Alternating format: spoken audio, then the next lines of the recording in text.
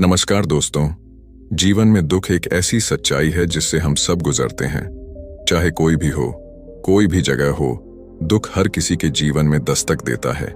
लेकिन अक्सर हम इस दुख से इतने परेशान हो जाते हैं कि यह हमारे जीवन की दिशा को बदल देता है।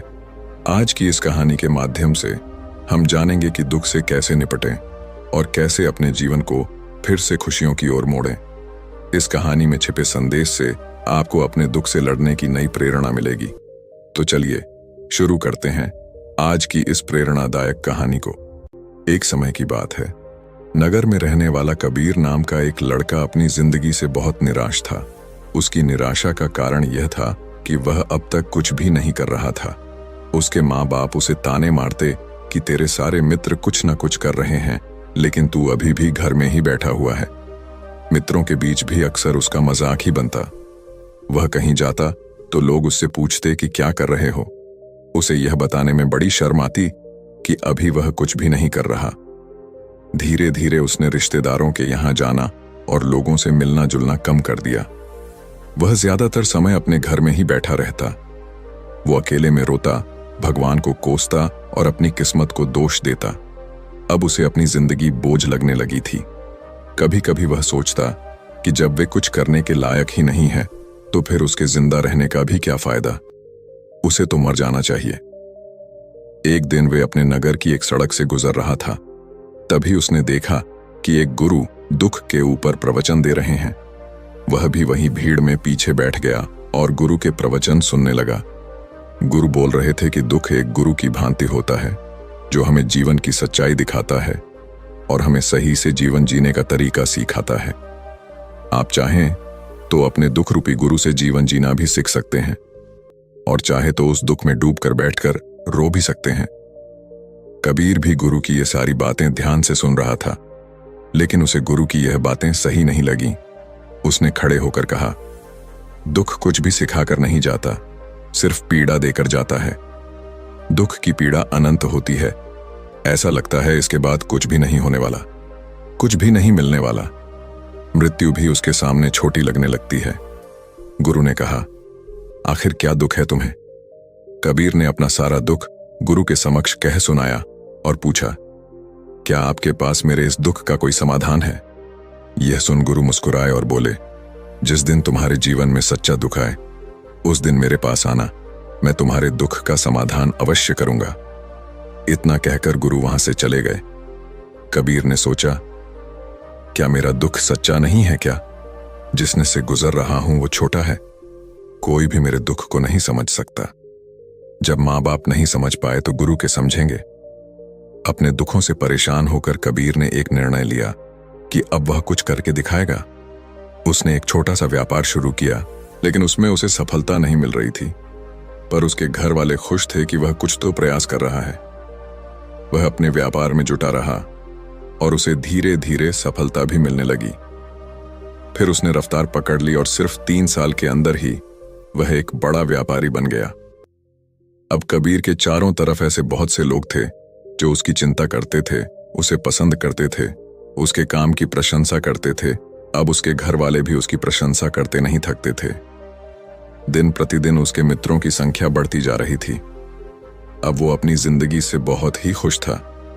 उसके कुछ मित्रों ने उसे सलाह दी कि जब तुम बड़े व्यापारी बनकर इतने खुश हो तो सोचो कि अगर तुम इस नगर के, इस राज्य के सबसे बड़े व्यापारी बन जाओ तो तुम्हारे पास कितना सुख होगा, कितने लोग तुमसे जुड़ना चाहेंगे, तुम्हारा कितना यश फैलेगा। स्वयं राजा भी तुमसे मित्रता करना चाहेंगे और जरूरत पड़ने पर तुमसे ही धन उधार लेंगे। मित्रों की यह बात कबीर के मन में घर कर गई। अब उसने और भी धन कमाने का प्रयास शुरू कर दिया, लेकिन उसे यह सब कुछ बहुत ही जल्दी चाहिए था। वह सब कुछ प्राप्त करने में अपना ज्यादा समय बर्बाद नहीं करना चाहता था। इसीलिए उसने ऐसे भी कार्य करने शुरू कर दिए जो उचित नहीं थे। उसने बड़ी मात्रा में अपने मित्रों से धन उधार लेना शुरू कर दिया। ज्यादा मुनाफा कमाने के लालच में अपने सामान में मिलावट करने लगा। उसने दूसरे व्यापारियों के खिलाफ षड्यंत्र भी रचे, उन्हें डराया, धमकाया। जैसा जैसा उसके मित्र उससे कहते गए वही करता गया। वह इन तरीकों से ज्यादा धन तो कमा रहा था, लेकिन अब उसके जीवन में सुकून नहीं रह गया था। उसके मन की शांति गायब हो गई थी। उसे रातों में नींद नहीं आती थी। सुख साधन की सारी वस्तुएं होने के बाद भी उसे किसी में सुख नहीं मिल रहा था। एक दिन कबीर अपनी बग्घी में सवार होकर कहीं जा रहा था। तभी रास्ते में उसे गुरु का आश्रम दिखा। वह रुक गया। वह गुरु के पास जाकर बोला, गुरुदेव, आपने कहा था कि जब तुम्हारे जीवन में सच्चा दुख आए तब मेरे पास आना। अब मैं बहुत दुखी हूं। मेरे रातों की नींद गायब हो गई है। मुझे कहीं सुकून नहीं मिल रहा। इस तरीके से कबीर ने अपनी सारी समस्या गुरु के सामने कह सुनाई। गुरु ने कहा, जब तुम मुझसे पहली बार मिले थे तब भी तुम किसी दुख में थे। तुमने उस दुख से क्या सीखा? कबीर नहीं कहा, मैंने सीखा कि सिर्फ सोचने और चिंता करने से कुछ नहीं होता। अपनी सोच को सच करने के लिए कर्म करना पड़ता है और सिर्फ कर्म करने से भी कुछ नहीं होता। अपने कर्म को अंतिम पड़ाव तक ले जाना भी आवश्यक होता है। चाहे रास्ते में कितनी मुश्किलें आईं, मन कितना ही निराश हो, कितना ही लगे कि अब आगे कुछ भी नहीं होने वाला, तब भी यह मानकर चलो कि मैं जो भी कर रहा हूं उसमें सफल अवश्य होगा। लोग सिर्फ सफल व्यक्ति को ही सम्मान देते हैं, फिर चाहे कोई कितना ही अच्छा क्यों ना हो, वह लोगों की नजरों में होता है। यह सब सुन गुरु मुस्कुराए और बोले, यह असली दुख नहीं है। जब तुम्हारे जीवन में असली दुख आए तब मेरे पास आना, मैं उसका समाधान अवश्य करूंगा। कबीर नहीं जाते समय गुरु को सोने के सिक्कों से भरा घड़ा भेंट किया। खड़ा देखकर गुरु ने कहा, यह मेरे किसी काम का नहीं, इसे उस पेड़ के नीचे गड्ढा खोदकर दफना दो। कबीर ने गुरु के कहे अनुसार घड़े को पेड़ के नीचे दफना दिया और वहां से चला गया। कुछ दिनों तक तो व्यापार अच्छी तरक्की कर रहा था, लेकिन गलत व्यापार की वजह से ही धीरे धीरे उसे व्यापार में घाटा होने लगा। उसकी सारी धन संपदा धीरे धीरे खत्म होने लगी और एक दिन ऐसा आया जब उसके पास कुछ भी नहीं बचा और वह कर्जे से लग चुका था। लेकिन वह निश्चित था, क्योंकि उसने सारा कर्ज अपने मित्रों से ही लिया था। मैं सोचता था कि उसके मित्र बुरे समय में उसका साथ देंगे, लेकिन ऐसा कुछ भी नहीं हुआ। बुरा समय आते ही मित्रों ने ही सबसे पहले अपना उधार मांगना शुरू किया और उधार वापस न करने पर जान से मारने की धमकी भी दी। उसके शुभ चिंतक, उसे चाहने वाले सब उससे दूर हो गए। उसके वो मित्र जो उसके साथ मौज मस्ती किया करते थे, अब उससे दूर भागने लगे। उसके परिवार वाले उसे उसकी गलतियां और कमियां गिनाने लगी। उसकी सारी संपत्ति नीलाम हो गई और उसके पास कुछ भी नहीं बचा। उसने अपने पिता से सहायता मांगी तो पिता ने कहा, मेरे पास ये थोड़ी सी ही संपत्ति है, अगर मैं यह भी तुम्हें दे दूंगा तो तुम्हारी मां को कहां रखूंगा? इस संपत्ति हमारा आखिरी सहारा है। कबीर के भीतर बहुत गहरा दुख था। उसके आसपास ऐसा कोई भी नहीं था जो उसके दुख को समझ सके, उसे संभाल सके। लोगों से मिले इस धोखे और विश्वासघात की वजह से वह अंदर तक टूट गया। उसे लगने लगा, अब जीने का क्या मतलब? अब तो मृत्यु हुई, एकमात्र सहारा है वो है आत्महत्या करने। एक भारी की तरफ जा रहा था कि तभी उसे याद आया, गुरु ने कहा था, जब तुम्हारे जीवन में असली दुख आए तब मेरे पास आना। कबीर गुरु के पास गया और अपना सारा दुख के सुनाया। वहीं आंखों में आंसू भरकर बोला, मेरे इस दुख का समाधान कीजिए। गुरुदेव, गुरु ने कहा, जब तुम्हारे जीवन में असली दुख आए तब मेरे पास आना, मैं उसका समाधान अवश्य करूंगा। कबीर ने कहा, क्या अभी जो मेरे जीवन में घट रहा है वो दुख नहीं है? आखिर असली दुख होता क्या है? गुरुदेव, गुरु ने कहा, सबसे पहले तुम ये बताओ कि तुमने अपने इस दुख से क्या सीखा? कबीर ने कहा, मैंने सीखा कि जो लोग हमारी सफलता, हमारी तरक्की की वजह से हमारे जीवन में आए हैं, वो हमें धोखा अवश्य देंगे, क्योंकि वह बुरे समय में हमारे साथ खड़े नहीं होंगे। वह केवल अच्छे समय में हमारा फायदा उठाएंगे और बुरे समय में छोड़कर चले जाएंगे। भरोसा केवल उन्हीं लोगों पर करना चाहिए जो हमारे बुरे समय में, असफलता के समय में हमारे साथ खड़े रहते हैं। लेकिन ऐसे लोग बहुत ही कम होते हैं, पर जिसके पास होते हैं उन्हें उनकी कद्र करनी चाहिए, उनका अपमान नहीं करना चाहिए। मैंने यह भी सीखा कि कभी किसी के खिलाफ षड्यंत्र नहीं रखना चाहिए। ईमानदारी और धैर्य के साथ अपना काम करना चाहिए और कभी लालच नहीं करनी चाहिए। अपना सारा दुख और अनुभव बताने के बाद कबीर आंखों में आंसू भरकर गुरु के सामने बैठा रहा। थोड़ी देर बाद गुरु उठे और उस पेड़ के नीचे गड्ढा खोदकर वह घड़ा बाहर निकाला जो सोने के सिक्कों से भरा हुआ था, और उसे कबीर को दे दिया और कहा, जब तुम्हारे जीवन में असली दुख आए तब मेरे पास आना। कबीर ने गुरु को धन्यवाद दिया और उन्हें प्रणाम कर वहां से चला गया। उसने उस ढंग से एक छोटा व्यापार शुरू किया। अब वह एक छोटा व्यापारी बनकर भी खुश था। उसने पूरी लगन और ईमानदारी से व्यापार किया। देखते ही देखते वह अपने नगर का फिर एक बड़ा व्यापारी बन गया। उसका जीवन खुशियों और सुविधाओं से भर गया। लेकिन कोई कितना भी अच्छा हो, कितना भी अच्छा काम करें, दान करें, पुण्य करें, लोगों की मदद करें, लेकिन जीवन में दुख तो आता ही है। तो कबीर के जीवन में भी दुख आया। उसके माता पिता की मृत्यु के रूप में वो दोनों एक ही दिन मृत्यु को प्राप्त हो गए।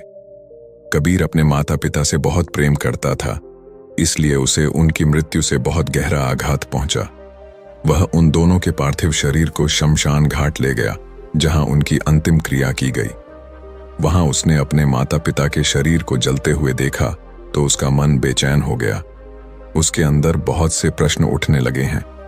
घर वापस आया तो उसने अपने माता पिता के घर और संपत्ति को देखा, जिसके लिए उसके पिता हमेशा लड़ते रहते थे। आज वह लावारिस पड़ी है। आज उसकी देखरेख करने वाले, उसके लिए लड़ने वाले इस दुनिया से चले गए। उसके पिता ने जो भी कमाया था, जो भी बनाया था, वो सब यहीं रह गया था। एक दिन पहले तक किसी से भी अपनी संपत्ति के लिए लड़ जाने वाले उसके पिता आज खुद इस दुनिया से अलविदा हो गए थे। उसका मन इसी तरह के अनेक विचारों के भंवर में फंसा हुआ था। उसे अंदर से अकेलापन और डर महसूस हो रहा था। उसे कुछ खालीपन सा महसूस हो रहा था। उसे लग रहा था कुछ तो है जिससे वो समझ नहीं पा रहा। इसीलिए वो गुरु के पास गया। उसे देखते हुए गुरु ने कहा, क्या जीवन में कोई दुख है? कबीर नहीं कहा, वैसे तो जीवन में कोई दुख नहीं है गुरुदेव, सब सुख है, सब अच्छा चल रहा है। लेकिन आज मेरे माता पिता की मृत्यु हो गई। इस घटना से मेरा मन बहुत दुखी और बेचैन है। गुरु ने कहा, इसमें दुखी होने वाली कौन सी बात है? एक दिन तो सभी के प्रियजनों को मरना ही है। हमेशा जीवित न तो कोई रहा है और ना ही कोई रहेगा। एक दिन तो तुम्हें भी मरना ही है। हो सकता है कल ही मर जाओ या आज भी मर सकते हो। कबीर ने कहा, ये आप क्या कह रहे हैं? गुरुदेव की मैं भी मर जाऊंगा, पर मैं तो अभी जवान हूं। गुरु ने कहा, इस भ्रम में तो सभी जी रहे हैं कि मृत्यु दूसरों को आती है, बूढ़ों को आती है। लेकिन बूढ़ों के सामने ही जवान मर जाते हैं, बच्चे मर जाते हैं। मृत्यु का किसी की उम्र से कोई संबंध नहीं है, तो सबको अपना बना लेती हैं। गुरु की यह बातें कबीर के मन में घर कर गईं और वह चुपचाप वहां से चला गया। लेकिन उसका मन अभी बेचैन था, अब भी था। वह कुछ खालीपन सा महसूस कर रहा था। वह पूरे दिन अपने बारे में सोचता रहता कि वह कौन है, इस दुनिया में क्यों आया है। क्या सिर्फ चीजों का उपयोग करना और मरना ही जीवन का लक्ष्य है? ऐसे ही बहुत से प्रश्न उसके मन में लगातार उठ रहे थे, लेकिन उसे अपने किसी भी प्रश्न का उत्तर नहीं मिल पा रहा था और उसका दुख दिन प्रतिदिन बढ़ता जा रहा था। इसीलिए कुछ दिनों बाद वह फिर गुरु के पास पहुंचा और बोला, गुरुदेव, मैं बहुत दुखी हूं, क्योंकि मैं यह नहीं जान पा रहा हूं कि मैं कौन हूं और इस दुनिया में क्यों आया हूं। यह सुन गुरु मुस्कुराए और बोले, आज पहली बार तुम्हारे जीवन में सच्चा दुख पैदा हुआ है। वास्तव में यही है जो दुख कहलाने के लायक है, कि हमें पता नहीं कि हम कौन हैं, क्यों आए हैं, क्या करना है, कैसे करना है। कबीर नहीं कहा, गुरुदेव मेरे इस दुख का समाधान कीजिए। गुरु ने कहा, हम सभी इंसान जीवन भर का इकट्ठा करते रहते हैं। कबीर नहीं कहा, हम सभी इंसान जीवन भर धन, संपत्ति, मान, सम्मान, परिवार, मित्र, शत्रु, पद, प्रतिष्ठा इत्यादि इकट्ठा करते रहते हैं।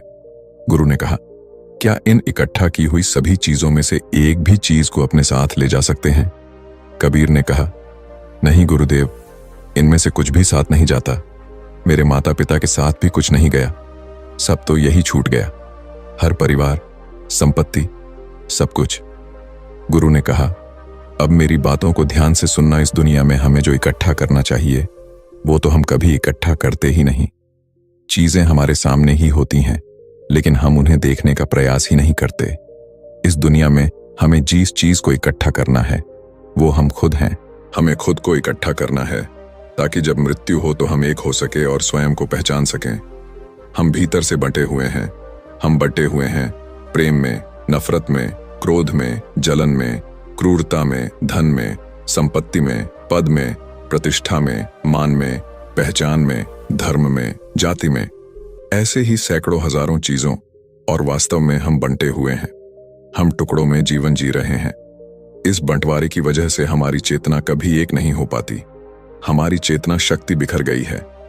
इसीलिए हमारे पास इतना भी समय नहीं है, इतनी भी ऊर्जा नहीं है कि हम मुड़कर एक बार अपने भीतर देख सकें। वास्तव में जिस धन की कमी, सुविधाओं की कमी, मान सम्मान की कमी को लोग दुख समझते हैं और जीवन भर उसे दुख बोलकर रोते रहते हैं और उनका समाधान खोजने का प्रयास करते रहते हैं, उन्हें उसका समाधान कभी मिलेगा ही नहीं। क्योंकि जिन्हें लोग दुख कहते हैं वो असली दुख है ही नहीं। वो तो सिर्फ इंसान की चाहत है, उसकी इच्छा है, जिसकी पूर्ति कभी नहीं की जा सकती। इसीलिए यहाँ व्यक्ति को ऐसे दुखों का कभी समाधान मिला ही नहीं।